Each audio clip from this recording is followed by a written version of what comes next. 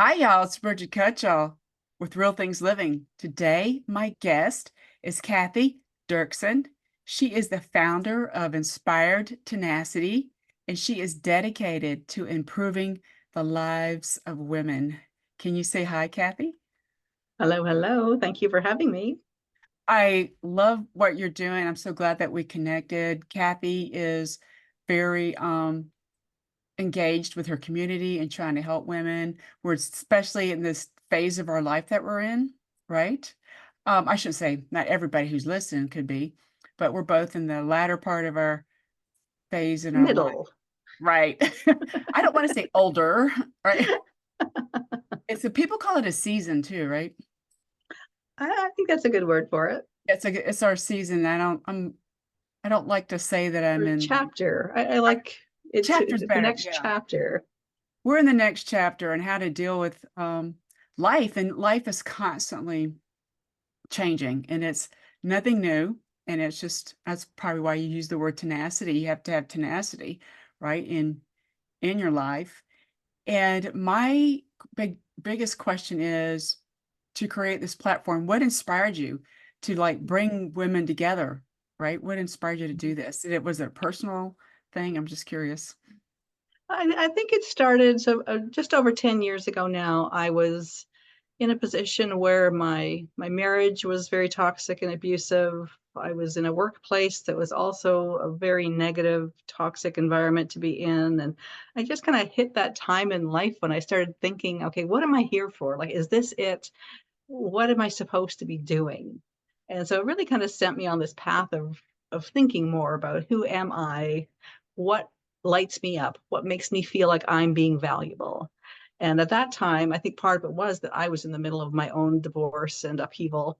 And I saw so many of my friends around me who are also going through very similar things and often getting caught up in just the stress and the frustration and the black hole really that is often created when we step into these things. And as we know, quite often women are the ones that the kids are with her, and chances are her job was probably one that was the side job, so she's maybe not prepared to really support the whole family with her income yet. And so there was a lot of major things that we had to jump into and change and rearrange, and as we were going through that. And I think that's when it really hit me that that was where my heart was, seeing that all these women needed some kind of structure and I guess a leader to really show them that you're not alone, that there's a lot of us going through this, and if we do this together, it'll be easier for all of us. And at that time, I actually went into financial planning. I left that toxic work environment I was in. I describe it like I threw my life up in the air and reinvented it on the way back down. So I left the marriage with two teenagers in tow, left that whole career behind that wasn't going well, and as part of that, figuring out what am I here to do. So that's when I went into financial planning, because I thought, well, that's an area where a lot of women feel challenged, and especially when they're going through major changes in life. And so I did that for about 10 years. And again, really kind of found that I was pushing their products and saying their lines in that industry, but not really having the impact that I felt I was here to have. And so about 3 years ago now, I dug up that tenacity and courage, and I left that whole world behind and started my own business. And yes, and I have been evolving and fine tuning and figuring out, what is that thing that is really special to me that I can bring to women and really have a true impact on their life. And that's how we ended up where we are now. I made me think of, and someone said this to me before, that sometimes we come up with solutions after we look in the mirror, right? You kind of Yeah, you yeah. looked in the mirror and like, I can't be the only person. I'm not the only person who is not dealing with this. And I think you also mentioned they needed a leader. We do all need a leader. We all, some of us try to do everything by ourselves, and you're going to get to your destination, find your purpose. If you're in a group, I'm more successful, I think, in projects that I've been involved in, if I'm not the only person, because you've got to get feedback, and leadership is so important now. And I think that is a popular topic, Cathy, because we need better leaders now, or to help you get there rather than being told what to do, right? Yes, yes, and I find too, stepping away from that old model of thinking of the leader has a title, and Yes, that's so you know who the leader is because they have the title. And I prefer to look at it as really, in some ways, we are all leaders, or we all have the capacity to be a leader in different ways. So whether it's with our family and showing up differently, and or whether it is in our workplace or our community, but really stepping into that feeling that you have a way of supporting, because I see that too as a leader. To me, it's about supporting the people around you in a way that allows them to step into what they need to do next. right, So it's not about the leader getting all the kudos and all the, yay, look at what you did.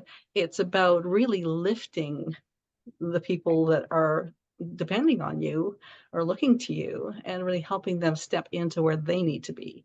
Not where I tell them they need to be, not where, you know, that whole thing. So yes, definitely spotlighting leadership has been a big part of what I've been working on this year. And I see too that women lead differently. right, That that I think we really do both lead and appreciate a leader more when it is about collaboration and mentorship and support and encouragement, and how do we step into that next thing. And one of my mentors, Claire Zamet, one of her lines is that you can't become yourself by yourself. So really, as we do things alone, which most of us do to start with, that there's only so far we can get by ourselves. And then it's as we start, incorporating and collaborating with other people, whether we are just getting that encouragement from other people to step into that next thing. I feel that is so important, just knowing that we are surrounded by others that are here to support us in some way. And even if it's just encouragement and to let you know, okay, you're not crazy, you're trying to do huge, big things and change things in your life, but that's okay. We're here for you. right. It's so needed, and I think that's why stories are important. I think now stories have always been important. Don't get me wrong; they've always been around, and I think that's what inspires people. Hearing other stories can inspire you or give you ideas, right, or make you think. Yeah, no, exactly. And I think that's one of the big reasons why I'm really focusing on creating book projects, is because I truly believe that, especially with women, that we learn from each other. And as we, like you're saying, when we hear a story of, oh, she was in a horrible marriage and this is what she did, now she's over here, or that workplace that she was in was not where she needed to be, these are the steps that she took. So, both in a way of seeing those tips and tools and strategies, but also starting to actually see ourselves in that other space. Because I think that's a big part of it too, that until we actually see ourselves as that is a possibility, that it's hard to even start moving in that direction. Whereas by listening to each other's stories, we see, hey, I can now see myself following that path or stepping into that whole other environment. And so I think that, yes, as women, we really absorb stories, we learn from each other, we tap into each other's wisdom. That's true. Wisdom and empathy. I think that is a critical thing too, with more women are more empathetic usually. Usually. Generally. Right, right. But it's that helps you understand you can't judge people based on everybody's situation's different. And I think the Yeah. women that are sharing their stories, they're brave because they want to make a difference. They realize, um, yeah, this is what I need to do. This is what happened to me. And you everybody might have some people might have the same situation, but the outcome might still be different, right? Oh, definitely, definitely. There's an endless list of potential outcomes. Right. It's just based on what you want. And some people, you know, I just couldn't imagine. Um, I was a kid, I was a teenager when my parents got divorced. So I kind of understand from the child perspective. and how that affects your family. And the woman usually is the one that is responsible for the emotional aspect of the family, right? Yes. Yes. And Yeah. I'm assuming you think women they're more open about it, right? Because men aren't. Men try to be more stoic. I know some women who are stoic too.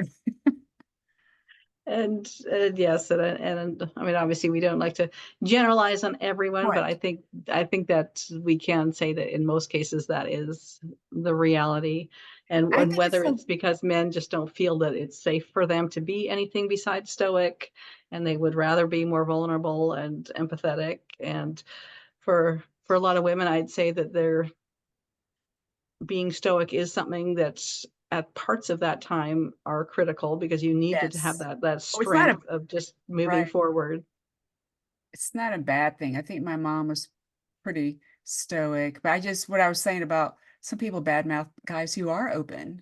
And Yes. I think it's okay. I would prefer my husband's quiet. He's quiet, but he will stand up. You know what I'm saying? Yeah, So you yes. don't have to be talkative. I'm very talkative and he's but I think that's what it is. You have to find your path and nothing's perfect. Nothing is perfect. And I think that I'm guilty of that when I was younger, of trying to And be I think that's a lesson that we learn with time as well, that, yeah, nothing is perfect, and really, I would say the secret to surviving and adapting really is learning to adapt, learning to change, learning to take things as they come and figure out the best next step. Yeah, it's not necessarily going to be a clean path, right. but just thinking, okay, this is where I am right now. Here's the opportunities that I see in front of me. Where am I going next? And it really is a step by step, leap by Correct. leap. And it made me think of these collaborative books that you're doing. A lot of people want to write but they're afraid to. Yes, Right, and they're yes. because part of it is it has to be perfect, and 2, they're afraid they don't think they know enough, or they don't think they can I mean, you're more in understanding what I'm saying, but Yeah. can you Yes. explain what got you to prompt these books? I mean, you know what I'm saying? Because you learned obviously Mhm. from reading something similar, I would think, or Yeah, it's interesting how it all kind of came about, and with the project. And when I first got into doing the books, I was working a job, and so for me, the main reason why I stepped into doing them was that I felt at that time that I had a story that could actually help other women. So with that, that was when I had gone through my divorce, I'd gone through a complete career change. I'd been, with my teenagers as they went through all these challenges. So I felt that I had something, a story to share that would be helping other women. And that was my main goal in participating in the books when I got started. And so far now, I've been involved in 14 published wow, books, wow. and all with different themes, different focuses. I work with 9 different publishing groups, so really experience different kind of aspects of that whole industry. And I think that that is what's really kind of kept me going and got me focused on, really providing that opportunity for more people, is that I see that not only is your story valuable to the people reading it, but for yourself while you're in that process of clarifying your story, putting your story on paper, and then releasing it out into the world. There's a whole process there. It's almost therapeutic in a way Right, of, you're releasing, you're almost purging in a way. And there was definitely parts of, the stories that I shared that if my ex-husband ever actually read my books, he would not be happy. I'm sure he never will, but I was just being honest. I was just being real about the situation that I was in and why it was so important for me to get out of there. And as you were saying too, that I think they say over 90% of us have it kind of on our bucket list that we want to be an author. And very few, I think it's maybe 3% of people ever actually are in a published book. And I would say I agree with you that a big part of that gap is people feel that either they don't really have a story that anybody else wants to hear, or they don't have enough that they're going to talk about. And that's one of the things I love about these anthology projects, because you don't have to do the whole book, and you're not doing it alone. So you're only writing one chapter. You're doing it with a group of other people who are, focused on that theme as well. So it becomes really a group project. And even when it comes to, further along with the marketing of the book, now you're all supporting each other and really promoting each other in each other's networks. So most of my books have 20 Right. people in them. So you Wow. think about that, you are being promoted now in 20 different communities that you probably wouldn't have had access to before. So if you're Right. an entrepreneur, especially, that becomes really valuable. But it always breaks my heart, though, when I do talk to somebody who wants to get into books and they feel like, oh, but my story's not important enough, or other people have been through worse things. My story's really not that important. But really, when you think about it, there are other people around you who are going through similar things, and hearing your story and knowing how you chose to get through it or get around it or get past it in some way will help those people. That's true. So really knowing that really we all have a story that somebody else needs to hear. Right. And you don't know. I mean, you're learning. I think you're learning from the stories, not just um, not just reading it, but you're going to learn from it. It just pops ideas into your head when you're reading rather than watching it on a TV. You know what I'm saying? I think Oh, definitely, definitely. And I absorb a lot of my books through Audible, and I like to listen as that's much as good. I like to read. And that's one of the next things that I'm starting to do with my book projects as well, is to really take them into that Audible space Oh, so cool. that they can get into, more homes and more people interacting with them, as that definitely is an area that I think is really expanding, with people listening to those while they're driving to work, or I tend to listen to my books while I'm like making dinner and that kind of thing, while you're doing things that don't Right. necessarily need a lot of focus. But it's, Correct. so that's the ways that I like to absorb my books. And still, right, you're still like you're engrossed in it a little bit, like you said, like you're cooking or you're driving. I mean, you're still focusing on whatever the task that you're doing, but you're still learning. You're picking up on tidbits. You'd mentioned doing audibles. Would you have the authors of the each chapter be the voice? I'm We just kind of curious. dabbled with that idea. I was actually speaking with a group, yeah, yeah, it was only yesterday, who that's their specialty, is helping authors get their books recorded for Audible. Huh? And we talked about that whole scenario, whether it would make sense to have one person doing the whole recording or have everybody do their own. And I think when it comes to the actual Audible version, that it probably will be just one person reading the Right. whole book, because there's a certain level of quality in the sound and that needs Yes. to The be recording. produced. Yeah. So having everybody just recording it from home wouldn't create that Right. consistency in the project. So I think for that, we would probably go like with the actual Audible, it would be one person reading the whole thing. We could also look at the idea of doing YouTube videos, and everyone can read their own in a recorded video and put it out that way as well. So there's a lot of That's different ways to bring, really get it out. I was just asked that question because I did a poll on LinkedIn and I asked people if they reading or excuse me, listening to a nonfiction book, would they prefer the author or a Oh, narrator? And then the same with the fiction book.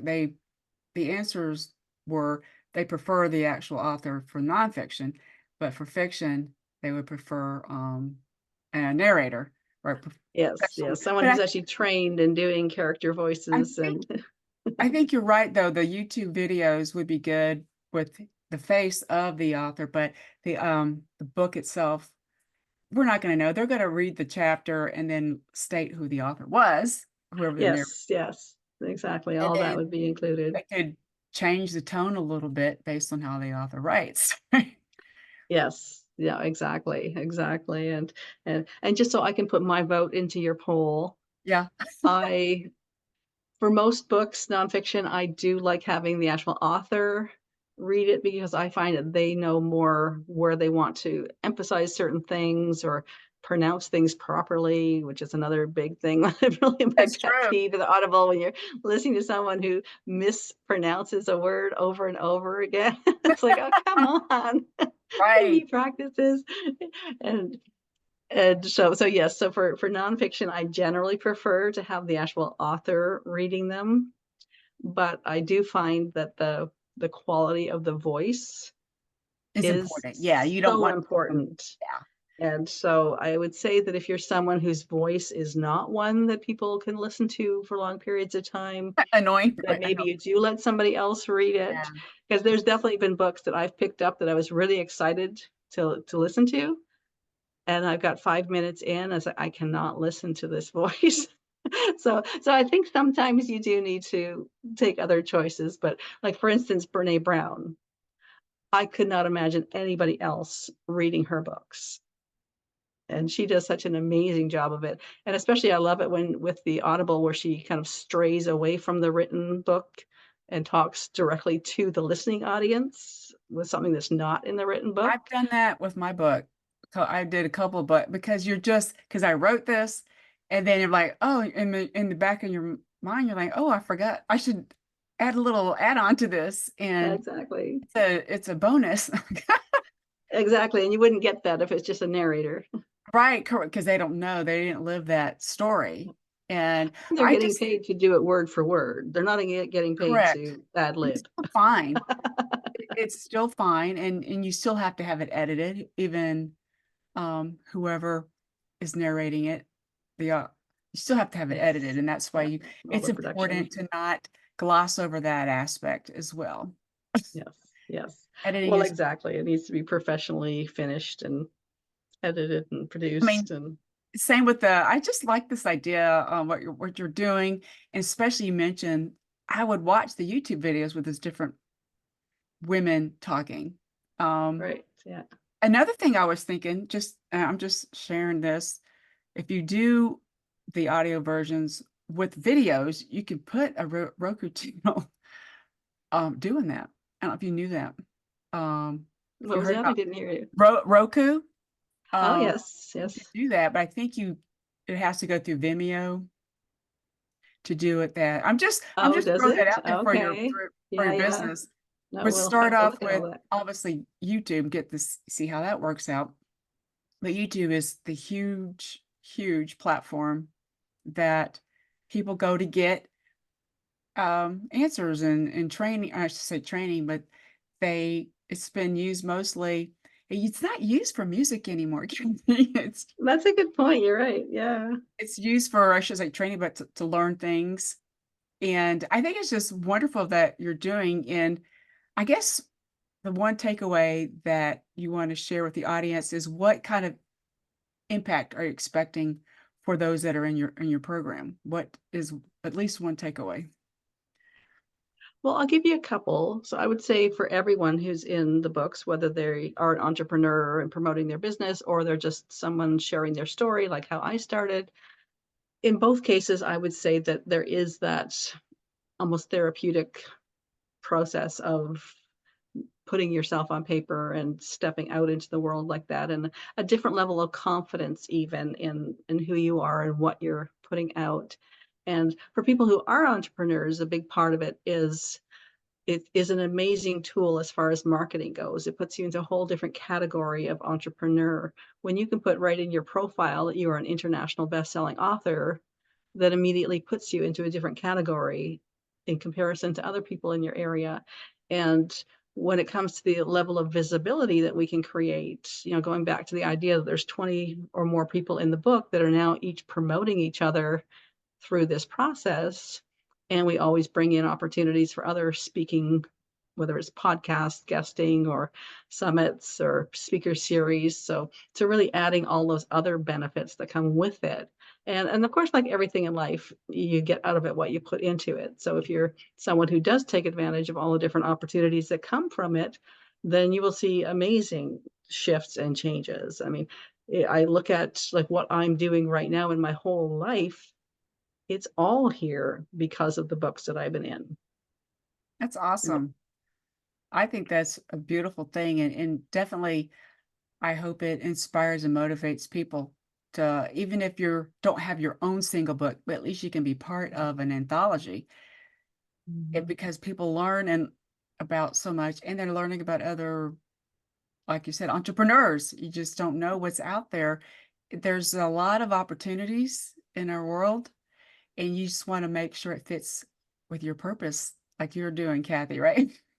Exactly, exactly, and I always have different themes. Mhm. So, for instance, last year I released 3 books, and this year I've got about 6 in various stages of completion right now, and so themes are things like, embrace courage, midlife awakening, ripple effect of impact, passion, purpose, and possibilities.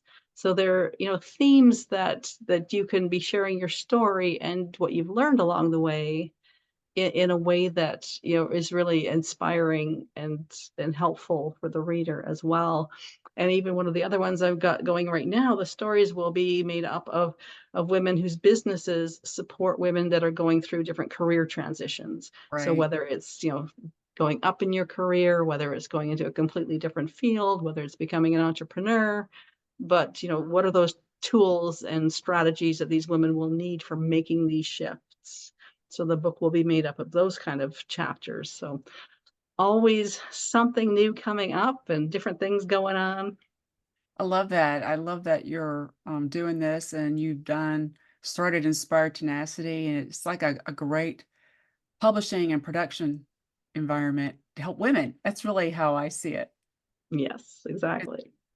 I really appreciate your time, Kathy. So where can people learn more about you? Where can they find you? The easiest way, my website is just inspiredtenacity.com. And then LinkedIn is the main social media I'm on, so you can find me there as well. And on my website, there's links to my social media to find me there. So yes, those would be the simplest places to find me. I like that, keeping it simple. For those that are listening, I'll include her website link and her LinkedIn link in the description. And thank you again, Kathy, and thank you to those who are listening. Perfect. Thank you for having me.